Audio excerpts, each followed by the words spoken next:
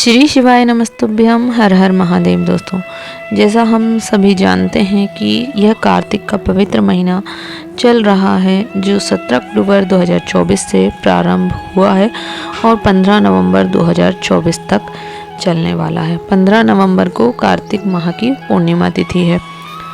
इस पवित्र कार्तिक के महीने में धारण करने के लिए गुरुजी पंडित प्रदीप मिश्रा जी ने कुछ विशेष नियम बताए हैं, जिसमें से 7 नियम हम आपको इस वीडियो के माध्यम से बताने वाले हैं। यदि आप कार्तिक के महीने में यह 7 नियम धारण करते हैं या कोई भी एक नियम धारण कर लेते हैं तो हमें भगवान की कृपा प्राप्त होती है और हमारे जीवन में सुख समृद्धि स्थापित होती है। तो हमें यह 7 नियम में से कोई भी एक नियम अवश्य धारण करना चाहिए, या आप चाहें तो 7 नियम धारण कर सकते हैं।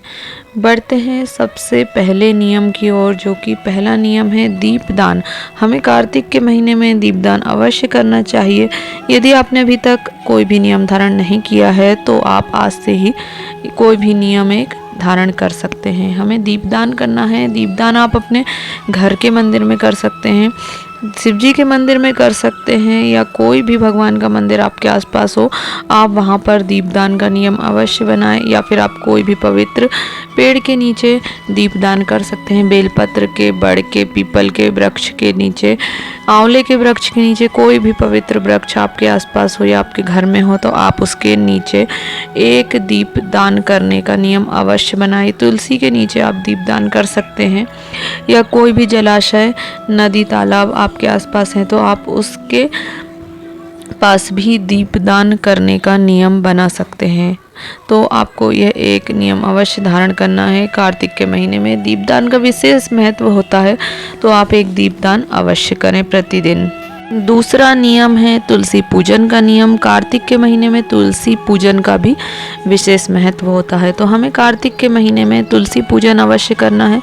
तुलसी में हमें जल डालना है और दीपक प्रज्वलित करना है। आप जिस भी तरीके से पूजन करना चाहें, आपको प्रतिदिन सुबह कार्तिक के महीने में तुलसी जी का पूजन करना। तीसरा नियम है जमीन में सोने का। भूमि शयन, भूमि में शयन करना, अर्थात आपको किसी भी बिस्तर पर, आपको कोई भी पलंग पर नहीं सोना है, आपको जमीन पर सोना है। आप जमीन पर कोई भी बिछाकर, कुछ भी बिछाकर आप जमीन पर सोते हैं। यह नियम भी कार्तिक के महीने में आप धारण कर सकते हैं। यदि आपसे बन पाता है तो आप अवश्य धारण करें जमीन में शयन करने वाला नियम। बढ़ते हैं चौथे विशेष नियम की ओर। चौथा नियम है शरीर पर या बालों में तेल नहीं लगाना। यह नियम भी आप धारण कर सकते हैं कार्तिक के महीने भर, कि आपको तेल नहीं लगाना है अपने शरीर पर या बालों पर।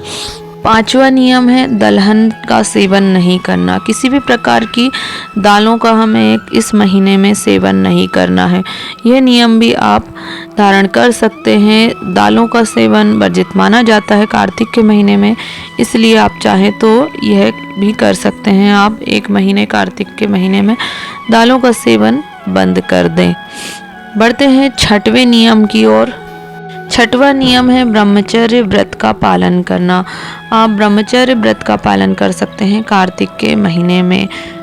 सातवां नियम है संयम धारण करना। आप किसी भी प्रकार का संयम धारण कर सकते हैं। गुरुजी ने बताया है कि आप अपनी वाणी पर संयम कर सकते हैं, या दृष्टि पर संयम कर सकते हैं, भोजन में संयम कर सकते हैं, या फिर अपनी इंद्रियों पर संयम कर सकते हैं। किसी भी चीज़ में आप संयम स्थापित कर सकते हैं इस कार्तिक के महीने में।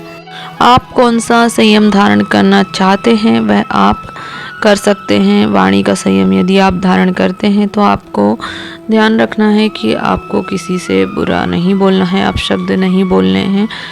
जितनी भी ज़रूरत है उतना ही बोलें और भगवान का नाम जप करें, स्मरण करें। आप इन 7 में से कोई भी एक नियम धारण कर सकते हैं, या 7 नियम भी आप धारण कर सकते हैं। वीडियो आपको उपयोगी लगी हो, लाभप्रद लगी हो तो वीडियो को लाइक करें, शेयर करें। श्री शिवाय नमस्तुभ्यम, हर हर महादेव।